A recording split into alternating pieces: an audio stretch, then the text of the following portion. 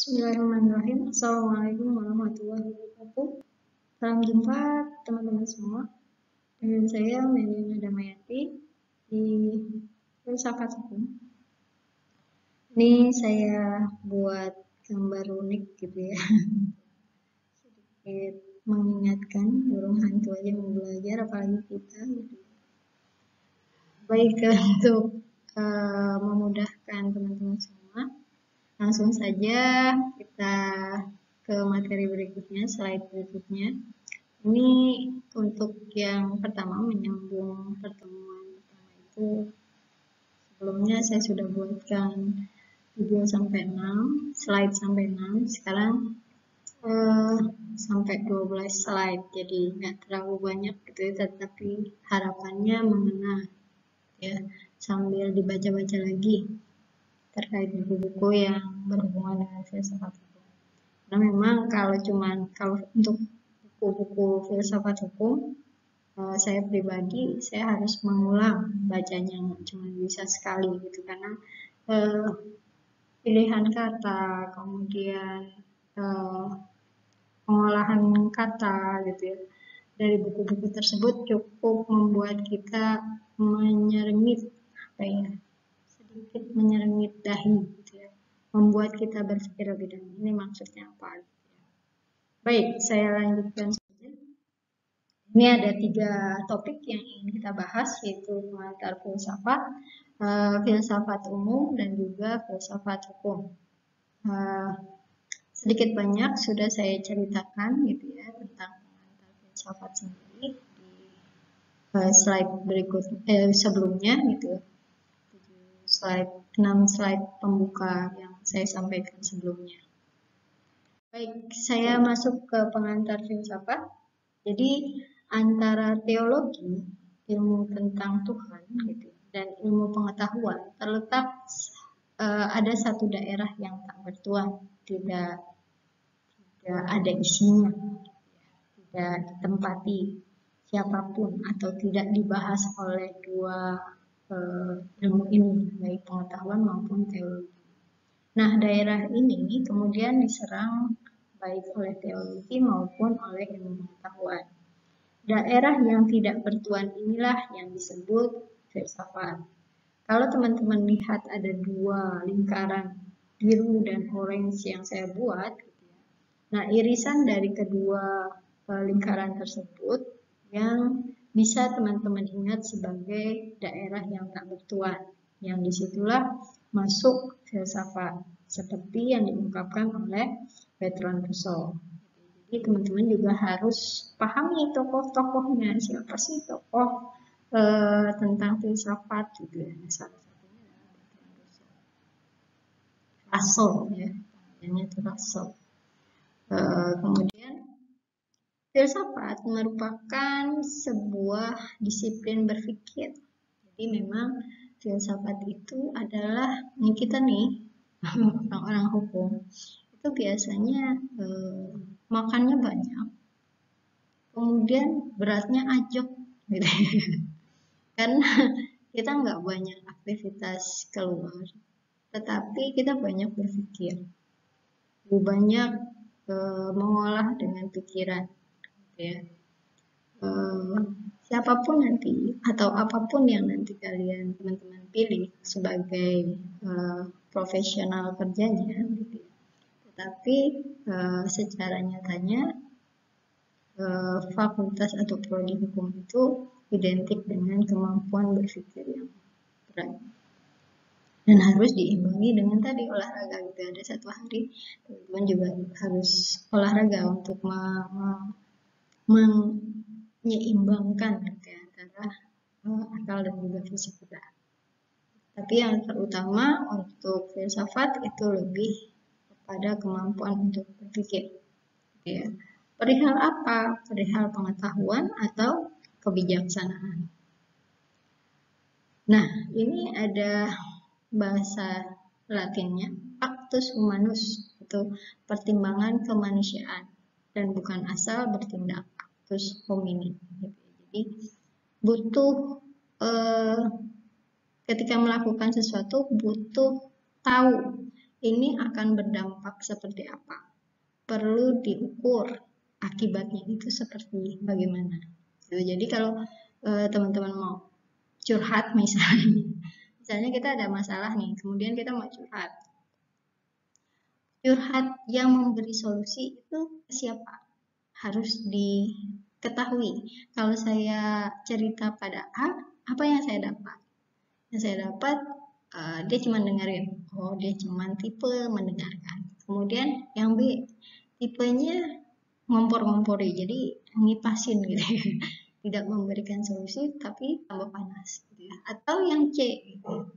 Yang C itu kita bercerita, tetapi kita pun mendapatkan solusi darinya.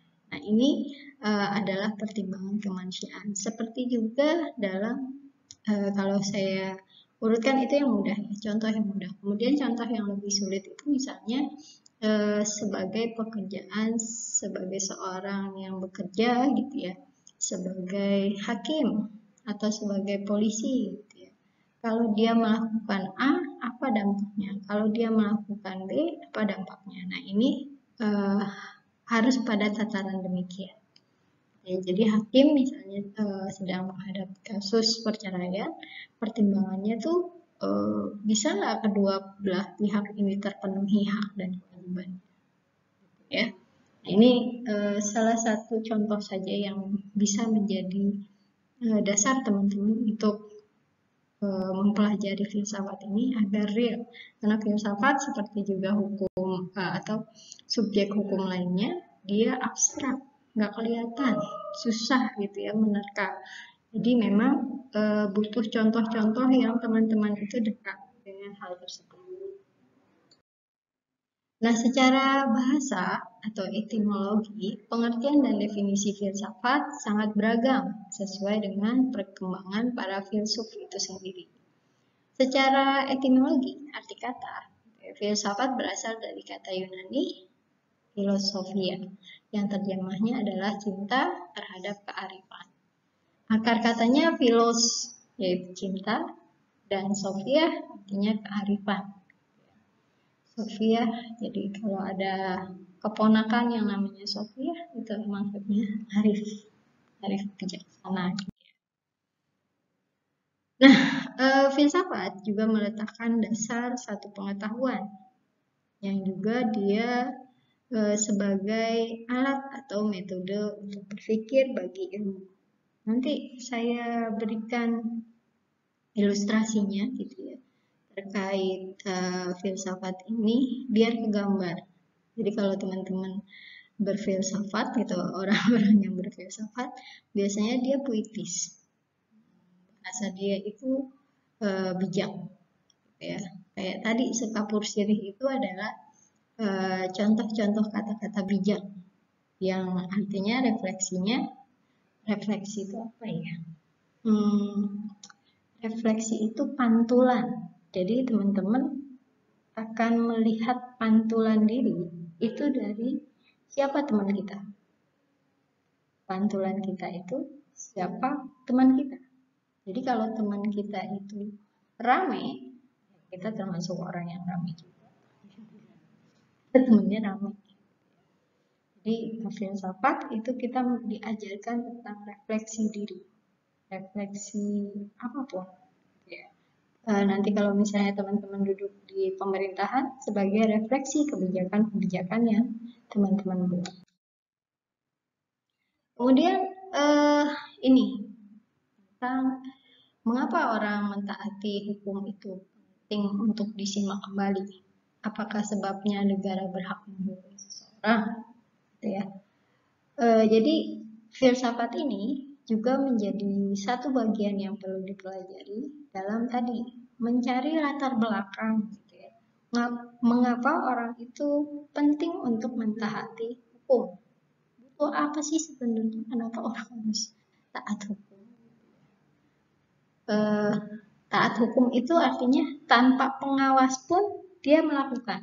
Kalau kondisi COVID sekarang, jadi ada beberapa cerita ya. Dia sekeluarga itu kena COVID. Ini kisah di cerita di Semarang gitu ya. Di sekeluarga kena COVID, padahal dia sudah melakukan protokol kesehatan. Akhirnya yang terjadi pada diri dia adalah mindset, ya udah, kalau saya aja yang sudah jaga protokol kesehatan masih kena, ya udah saya sebarin aja sekalian. Gitu ya. Jadi dia tidak melakukan prosesi atau protokol kesehatan kembali gitu ya, dia dengan enak-enaknya gitu ya. Padahal dia tahu ini suspek ya, suspek COVID-19. Nah ini harus kita telusuri kenapa orang ini melakukan hal demikian. Tangkep dia tangkep gitu ya, tapi kemudian kita tanya alasan kamu itu kenapa melakukan ini. Karena dia terjadi penyimpangan terhadap pemahaman yang seharusnya.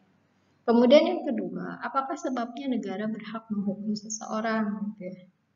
Kenapa butuh negara yang mengklaim atau menghukum seseorang? Misalnya ada kelompok-kelompok yang misalnya dia ingin menjaga keamanan, tetapi secara hukum gitu ya, dia tidak punya wewenang untuk melakukan hal tersebut. Misalnya satpam gitu ya. Satpam itu dia punya hak untuk mengamankan satu lingkungan ketika dia memang ada amanah untuk hal tersebut. Jadi kalau misalnya satpam kita nih, satpam UHB gitu ya, kemudian dia melakukan pengamanan di kantor kelurahan, padahal dia nggak ada amanah untuk itu. Maka di sini dia nggak bisa melakukan hal tersebut. Kenapa? Karena dia tidak ada wewenang untuk melakukan hal yang demikian. Nah, negara berhak menghukum seseorang itu karena apa? Karena dia sudah ada payung hukumnya. Kalau teman-teman tahu bentuk payung, jelas tahu ya. Jadi dia akan melindungi orang yang di bawahnya. Nah, para penegak hukum itu, yang dalam hal ini saya sedang bercerita tentang polisi, ketika dia ingin menangkap seseorang, itu dia harus ada payung hukumnya. Mana nih, misalnya terorisme. Dia ingin menangkap seorang yang diduga melakukan terorisme. Maka harus ada payung hukumnya. Nangkapnya gimana, cara nangkapnya bagaimana, apakah dia ini suspek setelah dilihat track recordnya, kalau sudah cukup membahayakan, ya akan segera ditarik gitu. Nah ini semua kalau dari tinjauan filsafat hukum, kita akan sampai nemu gitu ya. Kalau kita Indonesia menganut aturan sistem hukum civil law, maka harus ada payung hukum bagi penegak hukum untuk melakukan kegiatan-kegiatan yang itu akan mengambil hak orang lain. Maka disitulah keperluan adanya filsafat hukum. Kita tuh sampai pada titik orang itu mentaati hukum, orang itu dihukum, dia tahu gitu ya. Jadi kalau misalnya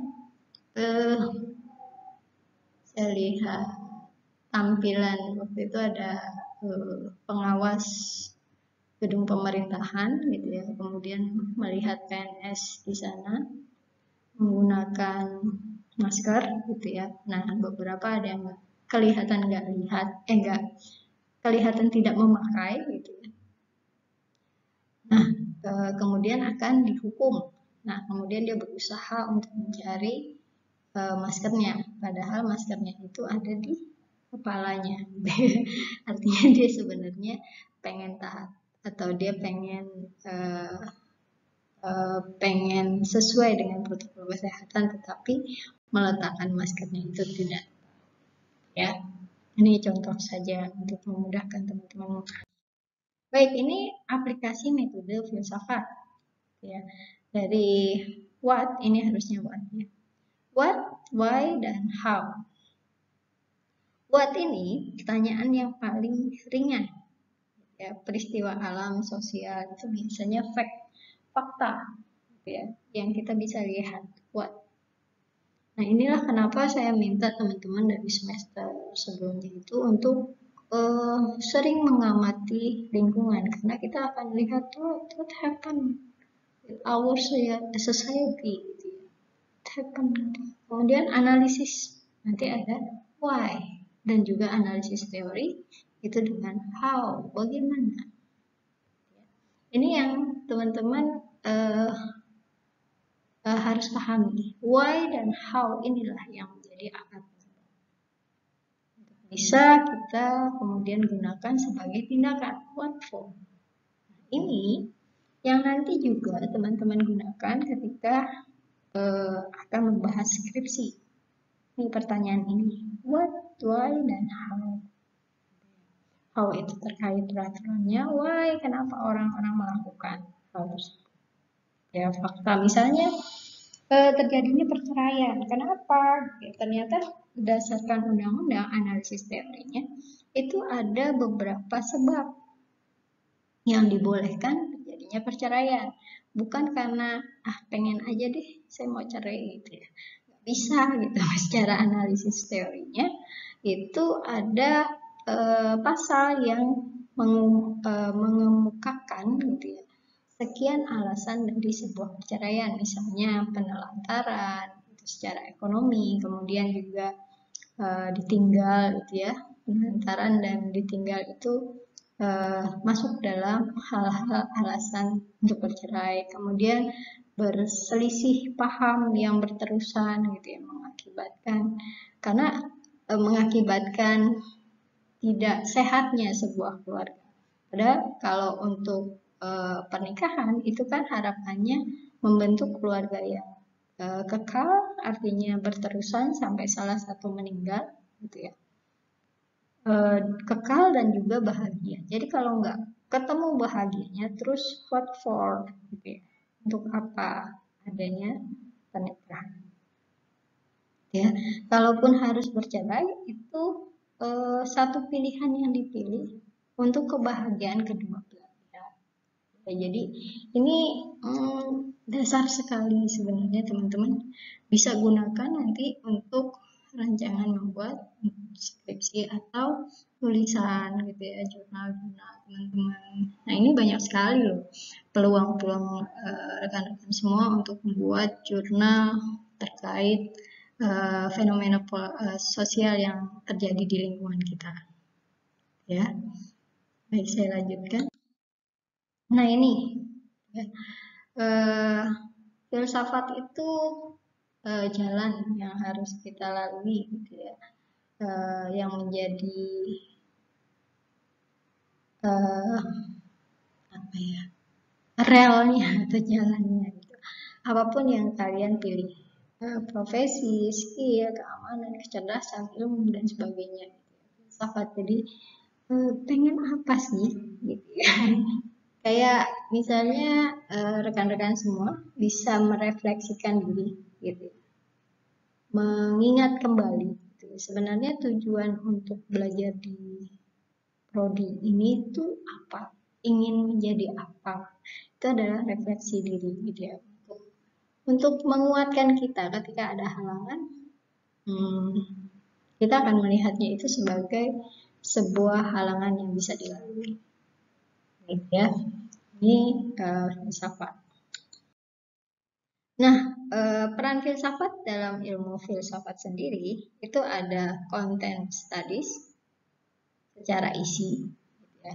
Kemudian tool studies secara cara, metode. Ya. Konten itu biasanya tentang persoalan hakiki dari satu hal tertentu. Misalnya terkait hukum, gitu ya, persoalan hakiki tentang kebenaran. Kemudian informasi menyeluruh tentang hal tersebut dan sekelompok teori atau sistem. Jadi dia memang ada teorinya, gitu ya, kayak tadi teori berdasarkan Yunani, ketuhanan, kemudian kerakyatan dan sebagainya. Kemudian untuk tool studies itu terkait logika dan metodologi. Nah, teman-teman sudah belajar logikanya, tinggal belajar metodologinya, metodenya, ya. Ini dasar-dasar pengetahuan.